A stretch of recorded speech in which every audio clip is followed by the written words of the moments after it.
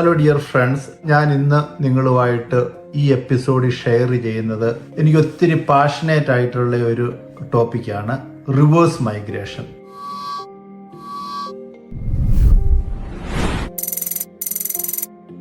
ഞാൻ പണ്ടൊരെണ്ണം ചെയ്തായിരുന്നു. ഏറെക്കുറെ 1,00,000 കൂടുതൽ ആൾക്കാർ കണ്ട് അതെൻ്റെ നിന്ന് ഡിലീറ്റ് ആയിപ്പോയി. അതുകൊണ്ട് ഞാനിത് ഒന്നുകൂടി ചെയ്യുവാണ്. കുറേ വ്യത്യാസമുണ്ട് പഴയതുമായിട്ട്. ഞാൻ 2003 UK വരുമ്പോൾ എനിക്ക് 38 വയസ്സാണ്. അതായത് ഞാൻ കേരളത്തിൽ 38 കൊല്ലത്തോളം ജീവിച്ചതിന് ശേഷം ഇവിടെ UK വരുമ്പോൾ ഇന്ന് 2026 എനിക്ക് ഏറെക്കുറെ 61 വയസ്സോളം ആവുകയാണ്. അന്നേരം ഏറെക്കുറെ 23 കൊല്ലം UK ജീവിച്ചു. ഈ രണ്ടിടത്തും ജീവിച്ച എൻ്റെ അനുഭവം വെച്ച് ഞാൻ എൻ്റെ റിട്ടയർമെന്റ് കേരളത്തിൽ സ്പെൻഡ് ചെയ്യണമെന്നാണ് ഉദ്ദേശിക്കുന്നത്. കാരണം നമ്മൾ ഒരു കാര്യം തീരുമാനിക്കുമ്പോൾ ഞങ്ങളിവിടെ ചെയ്യുന്ന ഒരു കാര്യമുണ്ട്, പ്രത്യേകിച്ച് social workers. Comfortable, happy and healthy, അതെവിടെയാണ് അവിടെ നമ്മൾ ജീവിക്കും. ഞാൻ UK കേരളത്തിലോട്ട് വരുമെന്ന് പറയുമ്പോൾ UK മോശമാണെന്നോ ഒന്നും നിങ്ങൾ ചിന്തിച്ചേക്കല്ല.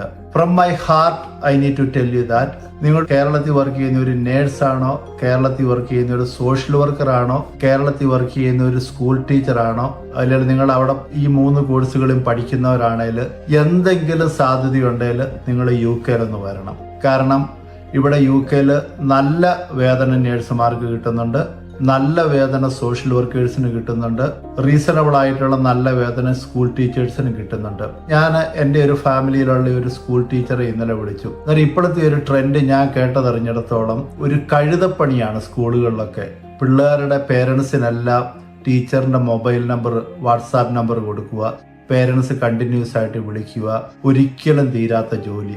അതുപോലെ നഴ്സുമാരുടെ കാര്യം നിങ്ങൾക്കറിയാമല്ലോ, ഒരു 10-35,000 രൂപ സാലറി കൊടുക്കാൻ പോലും നമുക്ക് സാധിക്കാത്ത ഈ പാവങ്ങളെ ഇട്ട് കഴുതപ്പണി ചെയ്യിക്കുന്നു. അതുകൂടാതെ സോഷ്യൽ വർക്കേഴ്സിന് ഇന്നും 20-25,000 രൂപയാണ്. അന്നേരം തീർച്ചയായിട്ടും നിങ്ങൾ UK വന്നൊന്ന് ജോലി ചെയ്യണം. അതുപോലെ തന്നെ ഞാൻ നിങ്ങളോട് പറയുന്ന ഒരു കാര്യം, UK വന്ന് ജോലി ചെയ്താൽ ഇവിടെ നമ്മുടെ റിട്ടയർമെന്റ് ഒക്കെ ആകുമ്പോഴത്തേനും നമ്മൾ ഇവിടെ നാഷണൽ ഇൻഷുറൻസ്, അതായത് നമ്മൾ ടാക്സ് ഒക്കെ അടയ്ക്കുന്നതനുസരിച്ച് നമുക്ക് റീസണബിൾ ആയിട്ടുള്ള ഒരു നല്ലൊരു സ്റ്റേറ്റ് പെൻഷൻ കിട്ടും. അതുകൂടാതെ നമുക്ക് നല്ലൊരു വർക്ക് പെൻഷൻ ഇവിടെ കിട്ടും. വേറെ ഒരു ഇമ്പോർട്ടൻ്റ് ആയിട്ടുള്ള കാര്യം, വേൾഡിലെ beautiful and number 1 health care system UK ഇവിടെ കിഡ്നിയൊക്കെ ട്രാൻസ്പ്ലാന്റ് ചെയ്യുന്നതിന് 5 പൈസ പോലും കൊടുത്തിട്ടില്ല. നമുക്ക് ഒരു എമർജൻസി ഉണ്ടായാലും നേരെ കയറി ചെല്ലാം.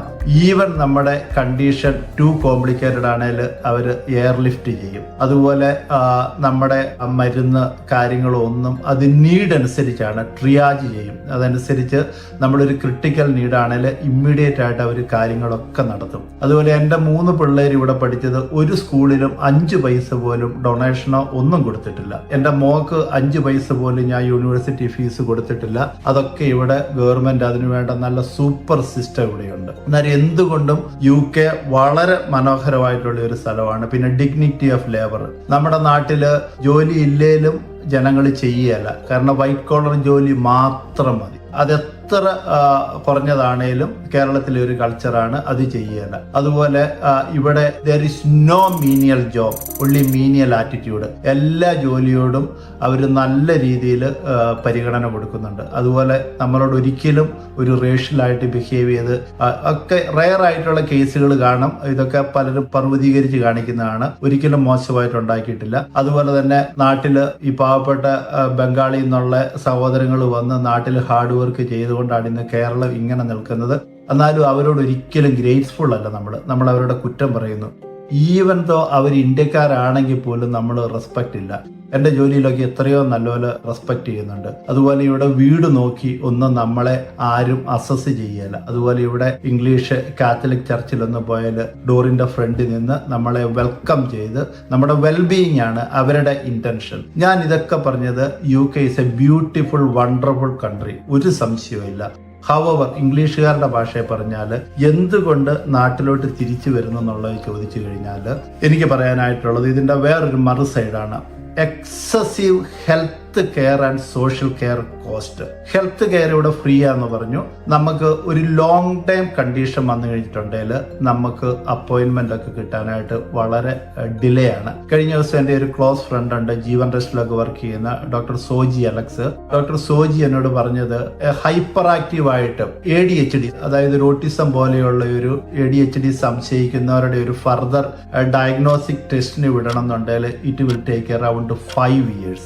നമ്മളെ സംബന്ധിച്ചിടത്തോളം ഒരു ലോങ് ടൈം കണ്ടീഷൻസ് ഒക്കെ വന്നു കഴിഞ്ഞിട്ടുണ്ടെങ്കിൽ ഈവൻ പാർക്കിൻസൺസ് ഉള്ളവരുടെ പോലും ഇവിടുത്തെ അപ്പോയിന്റ്മെന്റ് വർഷത്തിലൊന്നൊക്കെയാണ്. അതുപോലെ വളരെ കോംപ്ലിക്കേറ്റഡ് ആയിട്ടുള്ള അങ്ങനെ ചില ഇവരെ ഞാൻ കുറ്റം പറയുന്നില്ല, ഇവരുടെ പൈസയുടെ കുറവ് കൊണ്ടാണെന്ന് പറയാം. അതുപോലെ മൾട്ടിപ്പിൾ സ്ക്ലോസിസ് ഉള്ളവരുടെയൊക്കെ വെയിറ്റിംഗ് ലിസ്റ്റ് വളരെ കൂടുതലാണ്. അതുപോലെ ഒരു എമർജൻസിയിൽ നമ്മൾ ആംബുലൻസ് വിളിച്ച് ആംബുലൻസ് വന്നാൽ പോലും നമ്മൾ ചിലപ്പോൾ ആംബുലൻസിൽ കിടക്കേണ്ടി വരും, അല്ലെങ്കിൽ കോറിഡോറിന്റെ അകത്ത് നമ്മൾ കിടക്കേണ്ട ആ ഒരു ദൗർഭാഗ്യമായ ഒരു അവസ്ഥ ഈ രാജ്യത്തുണ്ട്. Because of the excessive amount of people came to this country. അതൊന്നും ഇവരുടെ കുഴപ്പമല്ല, ഇവരുടെ പരിധി കൂടുതൽ. അതുകൂടാതെ ഒരു സോഷ്യൽ കെയർ കോസ്റ്റ് നമുക്ക് ഓൾഡ് ഏജ് ആയിട്ട് നമ്മളൊരു കെയർ ഹോമിൽ പോകണമെങ്കിൽ ഞാൻ പലപ്പോഴും പറഞ്ഞിട്ടുണ്ട്, ഞങ്ങളുടെ നോർത്ത് ഈസ്റ്റ് ഒക്കെ വളരെ സാധാരണ സ്ഥലങ്ങളാണ്. നമ്മുടെ കയ്യിൽ പൈസ ഉണ്ടെങ്കിൽ 23,250 പൗണ്ടിൽ കൂടുതലുണ്ടെങ്കിൽ ആഴ്ചയിൽ 1,000-1,250 രൂപ ലണ്ടൻ സൈഡിലോട്ടൊക്കെ അത് കൂടുതലാകും.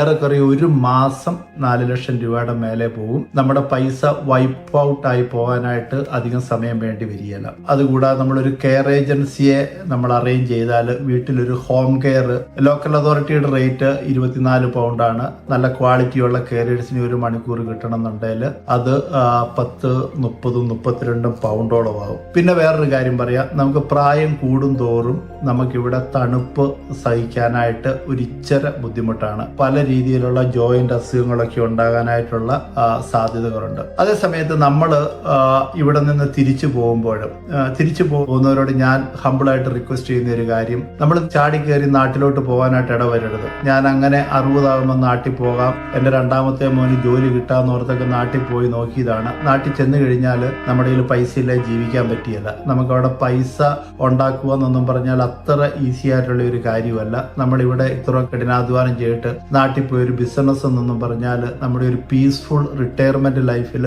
അത്ര നല്ലതല്ല. അതുകൊണ്ട് ഇവിടെ സ്റ്റേറ്റ് പെൻഷൻ ലഭിക്കുന്നത് വരെ നിങ്ങൾ ഇവിടെ സ്റ്റേ ചെയ്യുക. അത് കഴിഞ്ഞിട്ട് നമ്മൾ നാട്ടിൽ ചെന്ന് കഴിഞ്ഞാൽ നമ്മുടെ ഇവിടുത്തെ ഈ സ്റ്റേറ്റ് പെൻഷനും വർക്ക് പെൻഷനും ഉള്ളത് കൊണ്ട് നമുക്ക് റീസണബിൾ ആയിട്ട് നാട്ടിൽ നമുക്ക് സ്റ്റേ ചെയ്യാനായിട്ട് സാധിക്കും. അതുകൂടാതെ നമ്മൾ അവിടെ ചെല്ലുന്നത് കൊണ്ട് ഒരു വിൻ വിൻ പോളിസിയാണ്. നമുക്ക് മാത്രമല്ല നാടിനും അതിൻ്റെതായ ഒരു എക്കണോമിക് സ്റ്റെബിലിറ്റി കിട്ടും. ഞാൻ സിമ്പിളായിട്ടൊരു എക്സാമ്പിൾ പറയാം. എൻ്റെ ഒരു കസിൻ ജർമ്മനിയിൽ നിന്ന് തിരിച്ചു വന്ന് ഒരു എറണാകുളത്ത് താമസിച്ചു. 2 പേർക്കും ഏറെക്കുറെ ഡിമെൻഷ്യ ഡയഗ്നോസ് ചെയ്തു. അവരുടെ മോന് എനിക്ക് തോന്നി ഏറെക്കുറെ 75,000 രൂപ മാസം കൊടുത്ത് ഒരു ഫാമിലിയെ കൂടെ കൊണ്ട് താമസിപ്പിച്ചു. അതുകൂടാതെ ഫാമിലിയുടെ എല്ലാ ചെലവുകളും അവരെടുത്തു. അവർക്ക് താമസിക്കാനായിട്ട് അവിടെ തന്നെ ഔട്ട് ഹൗസ് എല്ലാം ഉണ്ടായിരുന്നു. എക്സെപ്ഷണലി നല്ല രീതിയിൽ അവര് ആ 2 പേരെ നോക്കി. 2 പേരും ഇന്ന് മരിച്ചുപോയി. അവരെ സംബന്ധിച്ചിടത്തോളം ഞാൻ പറയുന്നത്, വിദേശത്ത് ഇവർക്ക് ഇത്രത്തോളം റിസോഴ്സസ് ഉള്ളത് കൊണ്ടാണ് കേരളത്തിൽ ഇത്രയും നല്ല രീതിയിൽ അവർക്കൊരു ശമ്പളം കൊടുക്കാനായിട്ട് സാധിച്ചത്.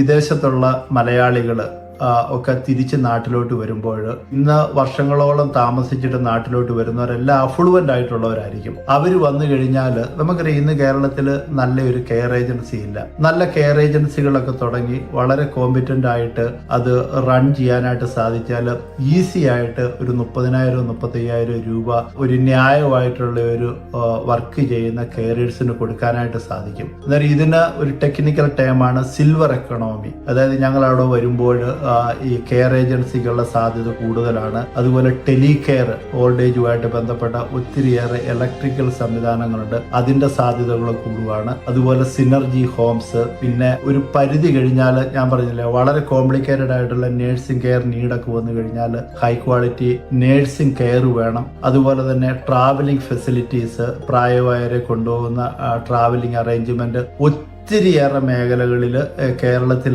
എക്കണോമി വരാനായിട്ടുള്ള ഒത്തിരിയേറെ സാധ്യതകളുണ്ട്. പിന്നെ കേരളത്തിലോട്ട് വരാനായിട്ടുള്ള ഒരു വളരെയേറെ അട്രാക്റ്റീവ് ആയിട്ടുള്ള ഒരു സംഭവം എന്താണെന്ന് ചോദിച്ചിട്ടുണ്ടെങ്കിൽ, ഞങ്ങളൊക്കെ ഇവിടെ ഈ ലേൺ ചെയ്ത കാര്യങ്ങൾ കേരളത്തിൽ എന്തെങ്കിലും തിരികെ കൊടുക്കാനായിട്ട് കിട്ടുന്ന ഒരു അവസരമാണ്. ഞങ്ങളുടെ എക്സ്പെർട്ടീസ്, ഞങ്ങളുടെ കോമ്പിറ്റൻസ് അത് വോളണ്ടറി ആയിട്ട് വേണേൽ ചെയ്യാം, അല്ലെങ്കിൽ ഈവൻ ചാർജബിൾ സർവീസ് ആയിട്ട് വേണേലും ചെയ്യാം. പക്ഷേ പൈസ തരുന്നവർക്ക് ഹൈ ക്വാളിറ്റി ചാർജബിൾ സർവീസ് കൊടുക്കാനായിട്ട് ഇയേഴ്സ് ഓഫ് എക്സ്പീരിയൻസ് ഞങ്ങൾക്ക് യൂസ് ചെയ്യാനായിട്ട് കിട്ടുന്ന ഒരു സാധ്യത കേരളത്തിൽ തെളിഞ്ഞു വരുവാണ്. പിന്നെ വേറെ, ഞാൻ 2 കൊല്ലം മുമ്പ് കേരളത്തിൽ പോയപ്പോൾ ഞാൻ അവിടെ ഒരു 5 സ്റ്റാർ ലെവലിലുള്ള ഒരു കെയർ ഹോമിൽ പോയി കണ്ടു. എനിക്ക് വന്നത് കറുകച്ചാലാന്ന് തോന്നുന്നു. അവിടെ ഏറെക്കുറെ ഒരു മാസം 1 ലക്ഷം രൂപയാണ് നോക്കുന്നത്. ഞാൻ അവിടെ ചെന്നപ്പോൾ ഒരു പുള്ളിക്കാരത്തിയെ കണ്ട്, വളരെ ഏബിൾ ബോഡീഡ് ആയിട്ടുള്ള ഒരു സ്ത്രീയാണ്. അവർക്ക് സെൻട്രൽ ഗവൺമെന്റിൽ നിന്ന് നല്ല ജോലിയിൽ നിന്ന് റിട്ടയർ ചെയ്ത്, ഞാൻ അവരോട് ഇങ്ങനെ ചോദിച്ചപ്പം അവർ ഒരു റീസൺ പറഞ്ഞത് വീട്ടിൽ തന്നെ താമസിക്കാൻ പേടിയാണ്, കാരണം സേഫ്റ്റി ഇല്ല, ഒത്തിരിയേറെ നെഗറ്റീവ് ന്യൂസുകൾ കാണുന്നു. ഇന്ന് ഞങ്ങളെയൊക്കെ വിദേശത്തുള്ളവരെ സംബന്ധിച്ചിടത്തോളം ഭയങ്കരമായിട്ടുള്ള ഒരു കോൺഫിഡൻസ് ആണ് തിരികെ കേരളത്തിലോട്ട് വരാനായിട്ട്. നമ്മുടെ UDF ടീം ഒരു എക്സെപ്ഷണലി ക്വാളിറ്റിയോടുകൂടിയാണ് കേരളം മുന്നോട്ട് നയിക്കുന്നത്. അതിനുള്ള കോമ്പിറ്റൻസിയും ടാലന്റും കമ്മിറ്റ്മെന്റും അവർക്കുണ്ടെന്നുള്ള കാര്യത്തിൽ ഒരു സംശയവുമില്ല. ഈ ഡ്രഗ് യൂസ് ചെയ്ത് കഴിഞ്ഞ് എന്ത് കാണിക്കുന്നത് നമുക്ക് അറിയാനായിട്ട് പറ്റുന്നില്ല.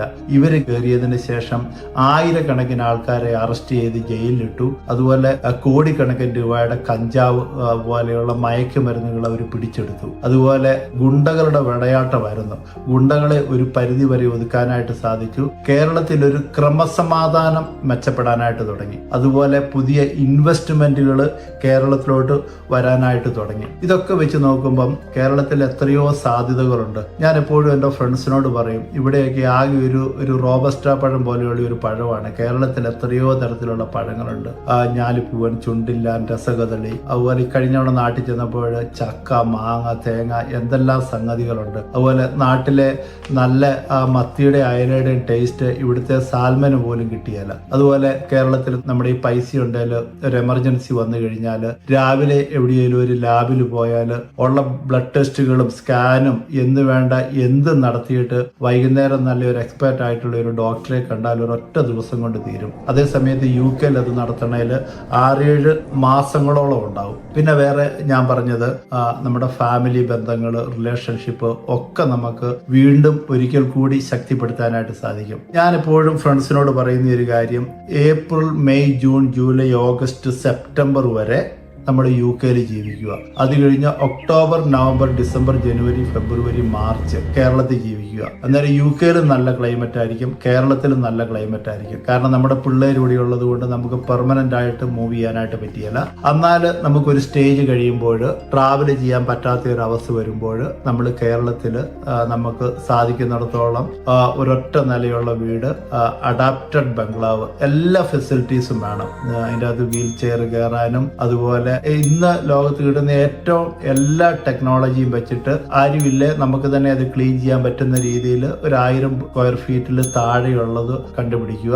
അത് കഴിഞ്ഞിട്ട് നമുക്ക് മേലാതെ വരുമ്പോൾ നല്ല കെയർ ഏജൻസികൾ ആ സമയമൊക്കെ ആകുമ്പോഴത്തേനും ഡെവലപ്പ് ചെയ്യും. അങ്ങനെയുള്ള കെയർ ഏജൻസികളെ കണ്ടുപിടിക്കുക, അവർക്ക് ഡീസന്റ് ആയിട്ട് സാലറി കൊടുക്കുക. ഒരു സെക്കൻഡ് ഓപ്ഷൻ സിനർജി ഹോംസ് പോലെ UK ഏറെക്കുറെ ഒത്തുപോകുന്നവർ, നമുക്കറിയാം, നമുക്കൊരു പരിചയമില്ലാത്ത ഒരാളെ കൂട്ടി നമ്മൾ താമസിക്കാൻ പോയേക്കല്ല, അത് ഹൊറിബിൾ ആയിരിക്കും. നമ്മളെ മനസ്സിലാക്കുന്ന, നമ്മളെ ഇഷ്ടപ്പെടുന്ന, നമ്മുടെ പൈസയെ സ്നേഹിക്കാതെ നമ്മുടെ കൂടെ നിൽക്കുന്നവരുടെ ഒരു ഗ്രൂപ്പിന് തുടങ്ങാം. അതുപോലെ ഫാമിലീസ്, നല്ല കെട്ടുറപ്പുള്ള ഫാമിലി ആണെങ്കിൽ അവിടെ അങ്ങനെയുള്ള ഒരു സെന്ററിനെ കുറിച്ചൊക്കെ ആലോചിക്കാം. ഞങ്ങൾ ഇവിടെ സോഷ്യൽ വർക്കേഴ്സ് പറയുന്ന ഒരു കാര്യമുണ്ട്, ബാലൻസ് ഷീറ്റ് അപ്രോച്ച് എന്ന് പറയും. നമ്മളൊരു കാര്യം എടുക്കുമ്പോൾ പ്ലസും മൈനസും നോക്കിയിട്ട് ഏതിലാണ് കൂടുതൽ പോയിന്റ് ഉള്ളതെന്ന് നോക്കി അതനുസരിച്ച് നമുക്ക് ചെയ്യാം. നമ്മൾ ഇവിടെ വന്ന് ഒത്തിരിയേറെ കഠിനാധ്വാനമൊക്കെ ചെയ്തു.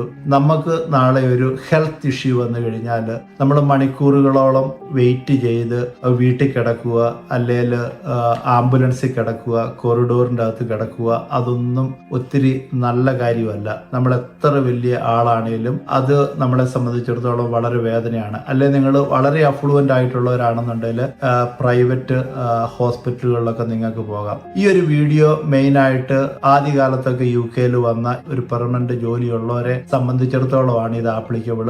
അതുപോലെ ഇതേ സെനാറിയോയിൽ ജീവിക്കുന്ന അമേരിക്കയിലും കാനഡയിലുള്ളവർക്കും ഒക്കെ ഇതൊരു ആപ്ലിക്കബിൾ ആണ്. ഇതിനെക്കുറിച്ച് നമ്മൾ കൂടുതലായിട്ട് ചിന്തിക്കണം, കൂടുതലായിട്ട് റിസർച്ച് നടത്തണം. എങ്ങനെ ഒരു വൈബ്രന്റ് ആയിട്ടുള്ള ഒരു റിവേഴ്സ് മൈഗ്രേഷൻ നമുക്ക് നടത്താൻ പറ്റുന്നുള്ളതിനെ കുറിച്ച് നിങ്ങളുടെ ആശയങ്ങളും അഭിപ്രായങ്ങളും നിങ്ങൾ കമന്റ് ബോക്സിൽ ഇടണം. അല്ലെങ്കിൽ എന്നെ നിങ്ങൾക്ക് കോൺടാക്ട് ചെയ്യാനായിട്ടുള്ള എല്ലാ അവസരങ്ങളും ഉണ്ടാകും. എൻ്റെ ഫോൺ നമ്പർ അവൈലബിൾ ആണ്. നമുക്ക് ഇനിയൊരു അവസരത്തിൽ മറ്റൊരു വീഡിയോ ആയിട്ട് കാണാം. ഞാൻ ഇനി മുന്നോട്ട് കോൺസെൻട്രേറ്റ് ചെയ്യുന്നത് ഓൾഡ് ഏജുമായിട്ട് ബന്ധപ്പെട്ടുള്ള കാര്യങ്ങൾ മാത്രമായിരിക്കും. Predominantly A peaceful and comfortable healthy old age ആണ് എൻ്റെ ഒരു മിഷൻ. നിങ്ങളുടെ എല്ലാവിധ സപ്പോർട്ടും പ്രതീക്ഷിക്കുന്നു. നിങ്ങൾക്ക് ഇത് ഇഷ്ടപ്പെടുകയാണെന്നുണ്ടെങ്കിൽ ലൈക്ക് ചെയ്യാനും ഷെയർ ചെയ്യാനും മറക്കരുത്. ഇനി മറ്റൊരു അവസരത്തിൽ മറ്റൊരു വീഡിയോ ആയിട്ട് നമുക്ക് കാണാം. God bless you.